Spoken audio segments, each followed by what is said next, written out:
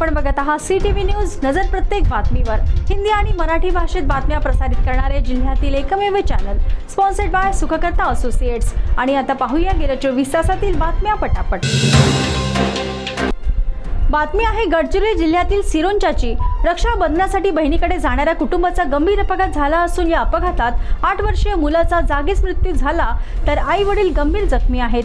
शौर्य संतोष कोक्कू वय वर्ष 8 असे मृत बालकाचे नाव आहे, तर त्याचे पालक संतोष रामलू कोक्कू आणि सौंदर्या कोक्कू गंभीर जखमी असून सौंदर्यावर सिरोंचा येथील प्राथमिक उपचार केंद्र येथे उपचार सुरू आहेत. संतोष कोक्कू हे गंभीर जखमी असल्याने त्यांना तातडीने तेलंगणातील वारंगल येथील खासगी रुग्णालयात नेण्यात आले. असरअल्ली येथील संतोष कोक्कू हे पत्नी व मुलाला घेऊन नातेवाईकांकडे रक्षाबंधनासाठी आपल्या दुचाकीने जात होते. मात्र अरुंद रस्ते त्यातच रस्त्याच्या कडेला उभ्या असलेल्या ट्रॅक्टर ट्रॉलीला दुचाकीची धडक बसल्याने हा अपघात झाला. सिरोंचा पोलिसांनी घटनास्थळी पंचनामा करून अपघाताची नोंद केली असून पुढील तपास सुरू आहे. ब्रह्मपुरीत पत्नीशी झालेल्या वादानंतर पतीने विष प्राशन करून आत्महत्या केल्याची घटना घडली आहे. ब्रह्मपुरी येथील गायत्री राईस मिलमध्ये काम करणाऱ्या प्रकाश ईश्वर मेश्राम या मजुराने विष प्राशन करून आत्महत्या केल्याची घटना समोर आली आहे. दारूच्या व्यसनामुळे पत्नीसोबत झालेल्या वादानंतर त्याने हे टोकाचे पाऊल उचलले. उपचारादरम्यान रविवारी पहाटे त्याचा मृत्यू झाला. दारूच्या आहारी गेलेला प्रकाश सर्व पैसे दारूत खर्च करीत होता. यावरून दोघा पती पत्नीत वाद होत होता. त्यातच आता रक्षाबंधनासाठी पत्नी माहेरी जायला निघाली तेव्हा तू परत येऊ नकोस असे तिला धमकावले होते. या वादानंतर लगेचच प्रकाशने विष प्राशन केले. पत्नीच्या लक्षात येताच तिने शेजाऱ्यांच्या मदतीने त्याला रुग्णालयात दाखल केले. मात्र उपचारादरम्यान त्याचा मृत्यू झाला. या घटनेमुळे परिसरात हळहळ व्यक्त होत आहे.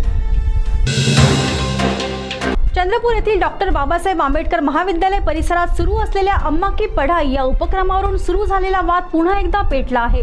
दीक्षाभूमी बचाव संघर्ष समितीने या उपक्रमाला सुरुवातीपासून विरोध दर्शविला होता.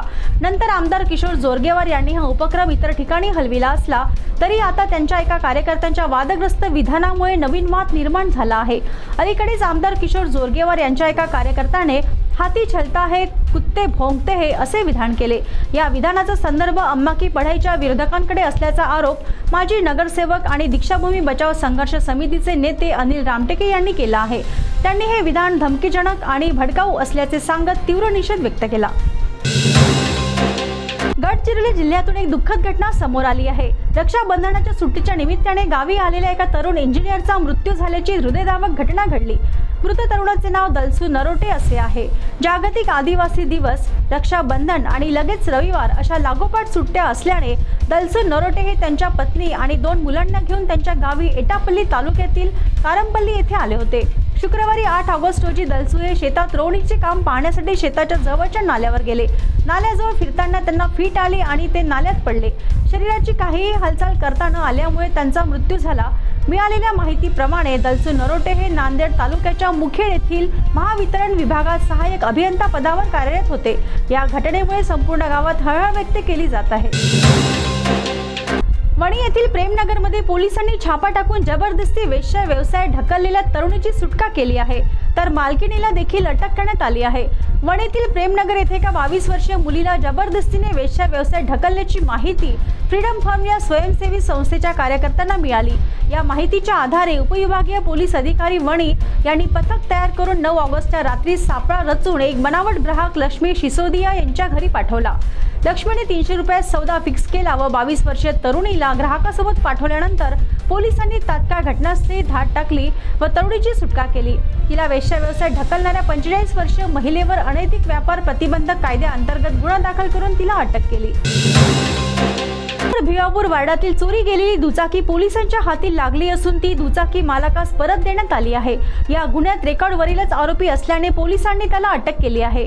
2 ऑगस्ट रोजी भिवापूर वार्ड चंद्रपूर येथे राहणारे 46 वर्षीय शैलेंद्र किसनसिंग चौहान यांनी आपल्या घरासमोरील मोकळ्या जागेत दुचाकी क्रमांक MH49 AC 5296 होंडा शाईन गाडी पार्क केली होती.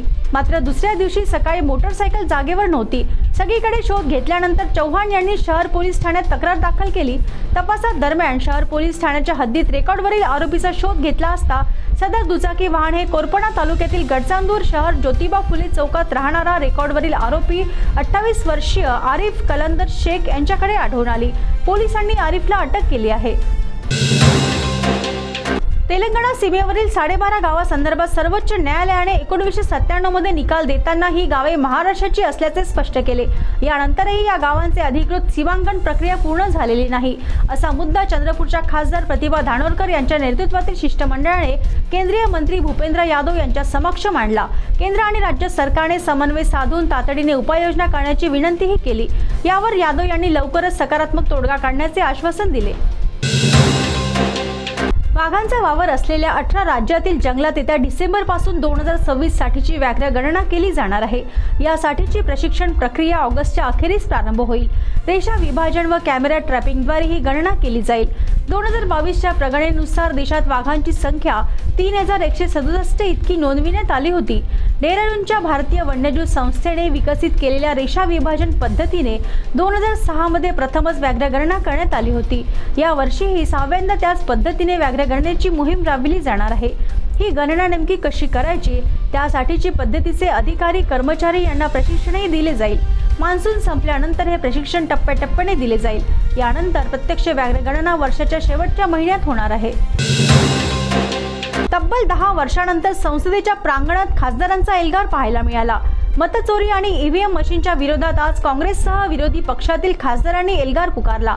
संसदेपासून निवडणूक आयोगाच्या कार्यालयापर्यंत खासदारांनी मोर्चाचं आयोजन केलं, मात्र पोलिसांनी हा मोर्चा अडवला। त्यामुळे संतप्त झालेल्या खासदारांनी जागेवरच बसून ठिय्या आंदोलन सुरू केलं।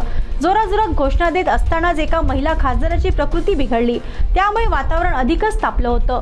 मात्र त्यानंतर पोलिसांनी ताब्यात घेतलेल्या सर्व खासदारांना पुन्हा एकदा संसदेत नेऊन सोडलं।